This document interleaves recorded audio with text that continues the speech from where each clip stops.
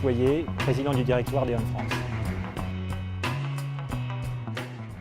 E.ON, c'est un grand énergéticien européen avec 29 millions de clients, 69 000 salariés et très engagé effectivement dans la transition énergétique, c'est-à-dire dans ce mouvement que nous sommes en train de vivre aujourd'hui, ce passage d'une économie fondée sur l'énergie carbonée, chère, le pétrole, avec des modes de production d'électricité centralisés, à un nouveau paradigme qui est en train de se mettre en place avec de nouvelles technologies, de nouvelles politiques énergétiques qui permettent de passer à une énergie moins carbonée, une énergie plus performante, plus propre, des modes de production décentralisés, mais aussi, c'est vrai, une énergie qui sera sans doute plus chère pour longtemps.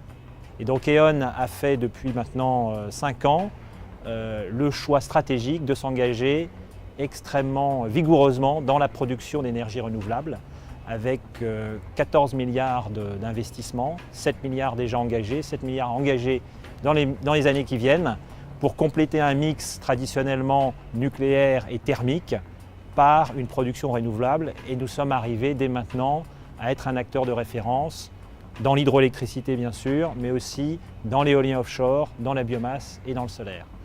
En Allemagne, nous avons 3 exemples tirés de cette expérience allemande. Le premier, c'est le démantèlement déjà d'une centrale nucléaire et nous sommes amenés à démanteler 9 autres réacteurs, donc cette expérience va s'enrichir, elle pourra servir dans d'autres pays. On a une expérience également qu'on développe dans le stockage, et là Dieu sait qu'il y en a besoin puisque le renouvelable appelle des moyens de stockage et on est l'une des rares sociétés aujourd'hui en train de construire des nouveaux moyens de stockage par l'hydroélectricité, qui est le moyen le plus traditionnel et le plus écologique de le faire. Donc on agrandit une grande centrale hydroélectrique en Allemagne, ce qu'on appelle une STEP, une station de transfert d'énergie par pompage. Donc on pompe l'eau quand elle n'est pas chère et on la turbine quand elle est chère, au moment où on a besoin de cette électricité pour la pointe. Et ça, très concrètement, ça existe traditionnellement, mais nous sommes l'un des seuls acteurs qui aujourd'hui même construit un nouveau barrage en Allemagne, à Waldeck, plus de 300 MW, qui là aussi pourra servir dans d'autres exemples, en France notamment, où il y a des besoins d'augmenter ses capacités de stockage. Le troisième exemple, c'est l'éolien offshore.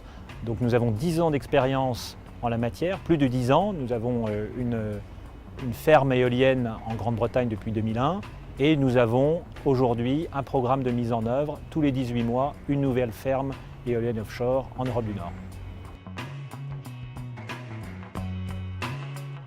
Alors, il est majeur, ça nous pose un double défi, un défi industriel et social et un défi commercial. Le défi industriel et social, c'est que nous sommes, depuis 2008, nous avons repris des actifs thermiques, essentiellement thermiques, à 98% de charbon et 2% d'éolien.